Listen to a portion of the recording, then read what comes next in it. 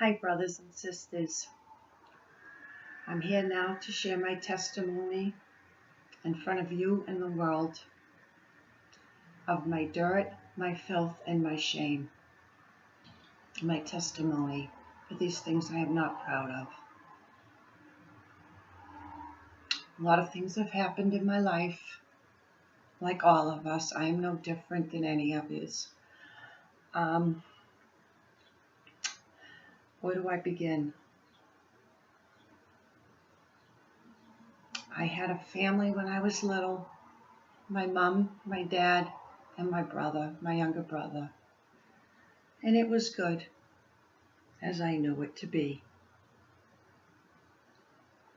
My parents over time ended up getting separated and getting divorced. I was my dad's girl. I was daddy's little girl. I always wanted to make my dad happy. Look, daddy, I got straight A's. Look, daddy, I brushed my teeth. My dad was everything to me. My mom was a different case. Nothing I did right was in my mom's and my mother's eyes were right. She told me almost daily she hated me. Called me things like Little Miss Muffet, a pill. I was a liar. Many, many things. After my parents' separation, my dad wasn't there anymore for me. My joy was gone. And it was just me and Mom and my little brother. My mother was physically and emotionally abusive to me. And my protector, my dad, was gone. Me and my mother had many battles, and a lot of them I deserved. After my dad left, I started smoking cigarettes. He had liquor underneath the kitchen sink, and my mother worked nights Monday through Friday, 5:30 to 2:30 in the morning. So needless to say, my house was the party house. I started drinking my father's booze, such as Dewar's, JB, vodka, many others. And as the bottles went down, I started filling them up with water so my mother wouldn't know. One day those bottles were gone. My mother must have caught on. From that, I started smoking pot. I started doing pills, such as tea, yellow double barrel, mescaline, microdot. That brought laughter to me. Tea would just numb me.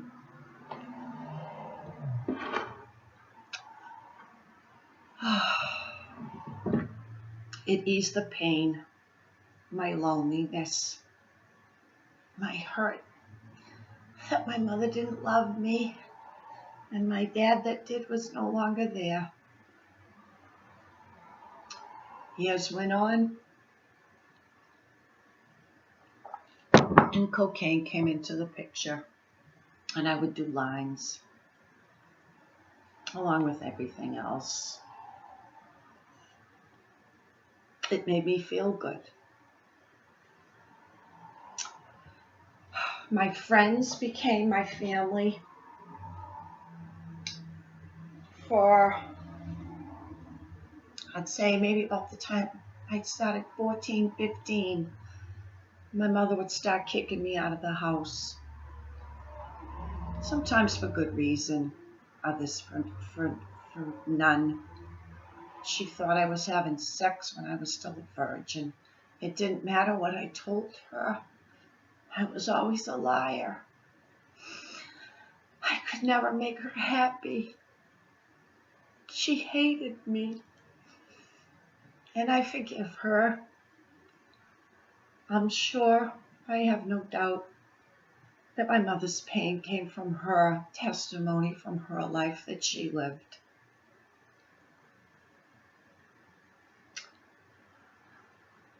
My friends, like I said, became my family. And when I got thrown out, I would find the party. And sometimes after the party, at 2, 3 in the morning when she was asleep, I would sneak back home. Or I would find a couch or a chair that I could crash on for the night at somebody's house. By the time I turned 16, well, let's go back when I was about 13. Like I said, my mother was very physical, and she would throw coffee cups, knives. She would attack me, scratch my face and me all over and rip my hair out. And I'll never forget one afternoon, another argument stemmed when she came to attack me. And I was like, Mom, this ain't happening anymore. You're not doing this to me anymore, Mom. And I had to put my mother in a headlock. And I held her there. And then I had to pin my mother on the floor and put my knees on her shoulders to hold her down. And I wouldn't let her up till she calmed down. I just wanted it to stop. I meant no shame to my mother. I just couldn't do it anymore. So, at 16, I got thrown out once again. And I said, this is it. I'm not going back. I can't do this. I found a place to crash for the night. I'm sorry. This particular time I got thrown out. I said, I'm not doing this anymore. And I was working at Burger King. And all the other times when I got thrown out, I could go find what bridge what woods everybody was partying in, and figure out what my game plan was. This time I got thrown out. I was working at Burger King. And I got ready for work. I put on my Burger King uniform and I went to work. And this was before cell phones. And the whole time I was there, I didn't know what I was going to do after I got off my shift that night. And a close friend, and dear to my heart, and I'll never forget what she did. She was my best friend throughout school. And she used to know every time I was scratched or banged up. And this time, she knew something was wrong. She just felt it. Something was wrong. She came to my work with her boyfriend, and she come up to the counter and she said, Robin, are you okay? And I said, no, Sue, I'm not. I get kicked out again. I don't know what I'm going to do. I don't want to go back there. I'm not going back there anymore. Her parents had a summer home or a vacation home in Florida, and they were away. And she said, Robin, don't worry about it. What time you get off work, I'll come and pick you back up. And you can stay at my house until you figure things out. And sure enough, as soon as I got off my shift, Sue and her boyfriend were there and took me home to her house and let me rest. Father has always, throughout my life, been there for me. Always when I needed him most. I used to think it was my grandparents. I didn't know who it was or what it was, but time after time when I needed somebody or something, anything, Father always sent me comfort. So I stayed at Sue's for that week's time, trying to figure out what am I going to do, where am I going to go. And mind you, I was still in high school. My mother always used to tell me just for me to quit school and get a job to help her. I was only a little kid. Only a little kid. Anyways, I apologize for I'm all over the place. So, while I was with Sue, I thought of my neighbor growing up. She was older now and had an apartment over by the park where we used to hang out and smoke pot and drink and drug and all that we were doing and play horseshoes. And I thought of her. She had just broken up with, and Coke was in the picture too. Don't want to forget. And I went to Sue, two Sues, and her and her husband had separated and she had a small child. And I asked Sue, can I come live with you? She knew my mother. It was a four-family. I grew up downstairs on one side, and her parents grew up on the other side. So I went and lived with Sue, number 2. And I finished high school. I worked at Burger King. I babysat her son. I gave her what I could, and I did everything. And I thank Sue, both of you, for giving me shelter and comfort when I needed it. Again, Father was there for me.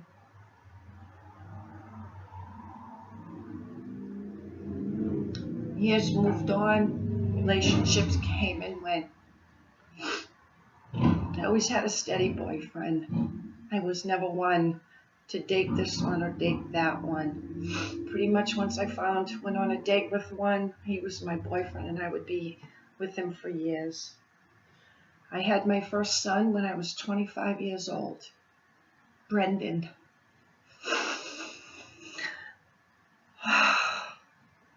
My love with Brendan. Me and his dad, another failed relationship. And I left him. And I went back to study the Bible because to the Jehovah's Witness, I forgot to mention that part.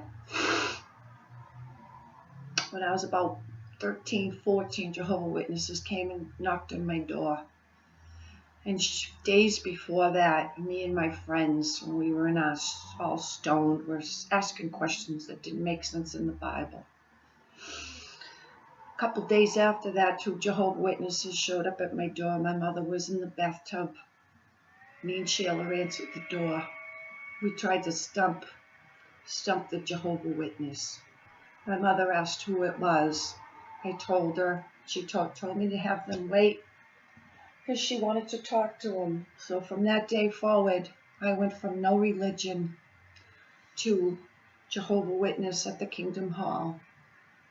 We would go 2 times a week to the Kingdom Hall, 2 hours a shot, and then we had Bible study that we would go to a woman's house and Bible study at my house. I never wore a dress. I looked awkward in a dress. And I would come home from the park and being stoned out of my mind, throw my church dress on with my Bible and walk out, and all my friends would be out there. My mother would scream and beat and swat me as we were driving there and yell and scream at me. And the minute we pulled into the parking lot, it was okay. Put the pretend face, everything's good on. But she did what was right for her.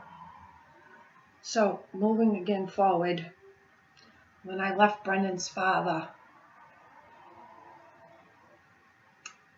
I went back to the Jehovah's Witness. I had prayed to Jehovah. Jehovah, how am I going to raise my baby all alone? Help me. The next morning, 2 Jehovah's Witnesses were at my door, and I started studying. Back to the Kingdom Hall.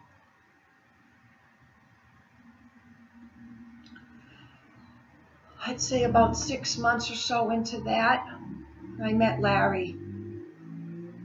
My younger son chased his father. My younger son chases his dad.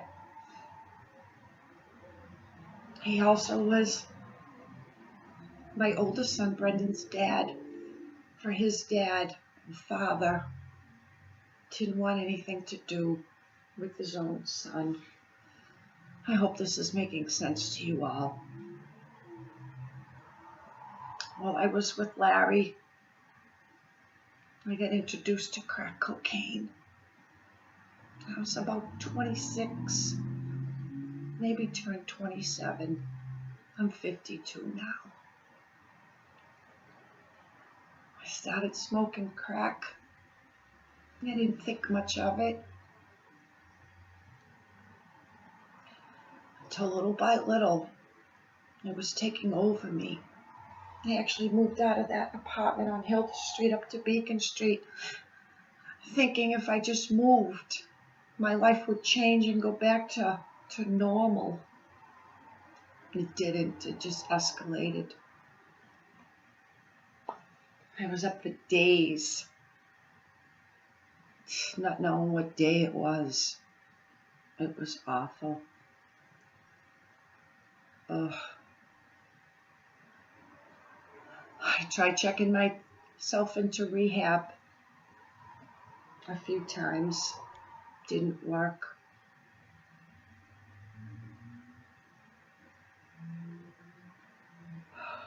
Anyways, Father, clear my thoughts. When I was 32, me and Larry had our son Chase.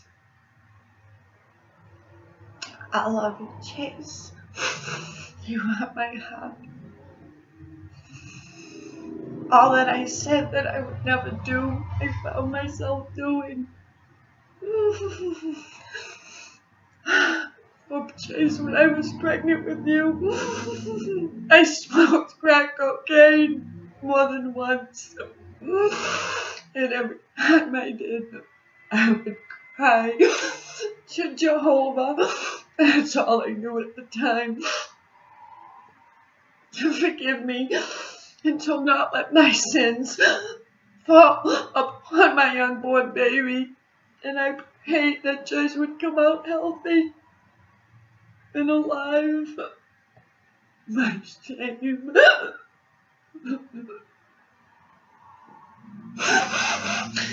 Needless to say, bless you, Father. Chase come out healthy. Matter of fact, the night he was born, I was using, and my water broke, and I was so scared. But once again, Father was there with me. He didn't let my sins fall upon my child. And the doctor that did the delivery, she let me stay in the hospital for 3 days with my child.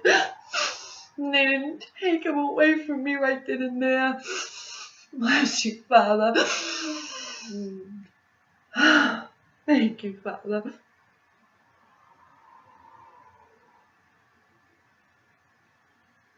Once again, I went in rehab, acupuncture, doctor's appointments, NA. I just never could do it. I could never shake it, could never quit it. I would cry myself to sleep constantly. And out of my shame, I used, because I couldn't think. It numbed me. It took all my pain away. I never had any family. I always desired family. And my 2 children, who were all my family, what I was doing to them.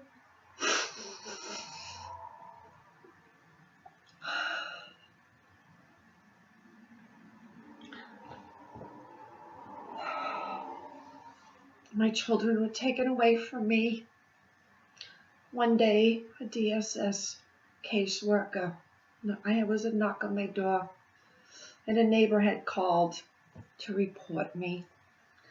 And the caseworker come in, and we sat down and we talked. And I wanted to be healed. I desired to be healed. Fix me. I was honest with her. I told her my struggle. In that conversation, she told me to go down to the office location and bring Chase and Brendan with me. And I did. I listened. I didn't know I was setting myself up to give my children away. I was deceived. I thought I was doing the right thing. I was asking for help. It broke my heart when they took my children and I couldn't go near them, and I was crying and freaking, and they said, "You better stop or you won't see them." So I calmed myself and pretended everything was okay for my children, for my mistake. Once again, Father was with me, that helper, protector. My children, the first night, got to stay with this really nice woman. I don't know what her name is, but I thank her because my children could have ended up with God knows who. And she was nice to them, and she comforted them, and my boys got to stay together rather than be separated. By morning, the next following day, Larry had his sister, Auntie Cindy, came. She went to the office, and she took my two children into her home so they wouldn't have to go into foster care. Well, I tried to fix myself. They found out that Brendan wasn't blood. And Auntie Cindy, thank you, took a special course, a foster care parenting course of some sort, so that she could have Brendan also in her home, because she wasn't family, she wasn't blood, even though that was the only family Brendan ever knew. For 3 months, my court case kept getting postponed because it was winter and there was always one snowstorm. Every time that there was a scheduled appointment, there was one snowstorm after another. So 3 months came. During this time, I went to every meeting, every class, everything I could do, everything the caseworker wanted me to do, and more. I wanted my children home. More than anything, I wanted to be well.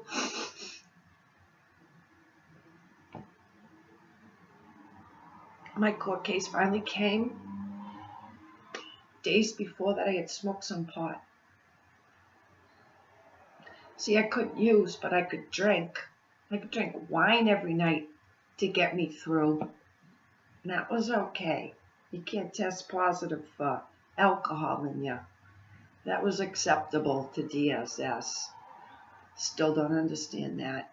But anyways, I smoked some pot. And my caseworker called to tell me my urine came out positive. And I denied it at first. I said, "Oh, I was just in the car with some friends. They were smoking it, not me." She said, "Robin, you've been open and honest with me up till now. Don't start lying to me." And I said, "Yes, I did. I took 2 hits. What are you going to do to me now? And my children." Another blessing from Father is when we went to court, my caseworker went before the judge and requested my children be sent home to me. She forgave me. They don't do that. Their mission is to break up families. She went before the judge, even though I had smoked pot, and requested them to come home. That was a gift from Father. Even though through all of this, Did that stop me from smoking crack? Wasn't that I didn't have the desire. I went back to it. Over time, it was like nothing ever even happened. But I still cried myself to sleep. My shame. I was broken. All this time. I missed my father, my dad. He lived only up the street from me. He remarried and the woman had 7 children. And he raised them like his own. And I often wondered, Dad, when I was living with Mom, how could you let us go with no food or our lights being shut off and not be there and help? And then to go on and marry and raise 7 children and not take care of your own. Dad, how could you do that? I loved you, Dad. I loved you so much.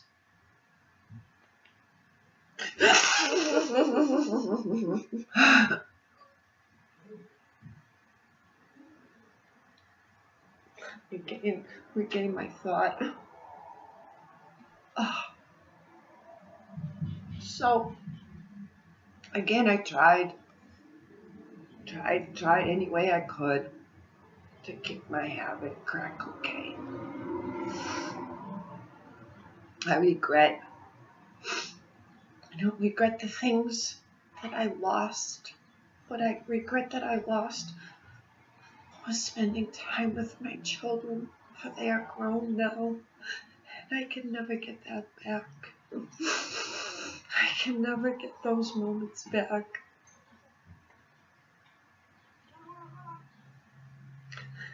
It was my addiction. It was my brokenness. It was never that I didn't love you guys, Brendan and Chase. It was never that I didn't love you. You were my joy, my life, my world. I didn't know how to fix myself. I didn't know how. I always knew I could only do it with God. I went to Jehovah many times. I knew I couldn't do it on my own. So, times pass. And it did. He told me from the get-go he would ruin my life. I didn't understand it. I was fearful of it. But he ruined my life as I knew it, as it was. And I thank him every second for it. He waited patiently for 3 years while I was in and out of my bedroom between hits. Or doing a 2 in the morning run because I still had some cash left in my pocket. It was still early enough for me to do one more bag. He never judged me, yelled at me. He was patient and understanding, for he knew. He learned through his life. There was nothing he could do. I thank you, Dan, for being so patient with me. I told Dan, I used to pray to Jehovah when I was coming down pretty much every night or early morning for God to send me a man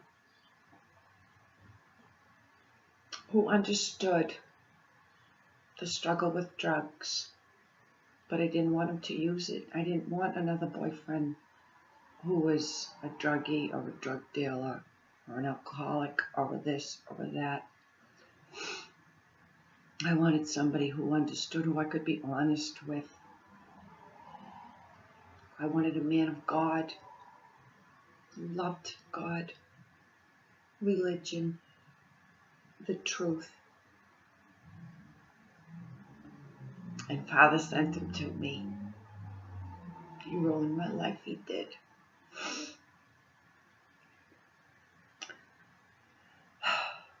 Last year, for the Feast of Tabernacles, Christine came from Ohio to celebrate our first feast. And we went, and I was kicking and screaming all the way because I was still using. I wanted to see, but I could only see so much so far. I was still, my mind wasn't clear. The devil still had his hold on me. And we went to the Feast of Tabernacles, and me and him got in a big argument because I have a problem listening, understanding. Another thing I need to work on, and I will, Father. And I went home.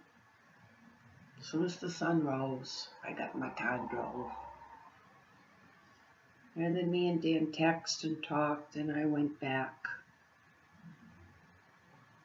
to finish off the feast that week. And then after we got back, a week or whatever it was later, me and Dan had another blowout, and I spewed lies from my mouth, crazy thoughts. And I kicked him and Christine out. And they packed up and left, and when they left this area, and usually when I mess up, always when I mess up, I meditate on what I've done, what went, and then I come around that I want to apologize. And I text Dan and Christine about how sorry I was and the way that I acted, and asked them if they would come back home, and that I would be good this time. Promise. Once again, I promise I'll be good. Dan asked me, we'll come back home. Just don't use. Just wait till I get there. And I said I won't. And they came that evening. And I sat and talked and I cried to Father. And I begged him, Father, I didn't beg him, I was yelling and screaming. Father, take this from me, Father. Please, why can't you take this from me?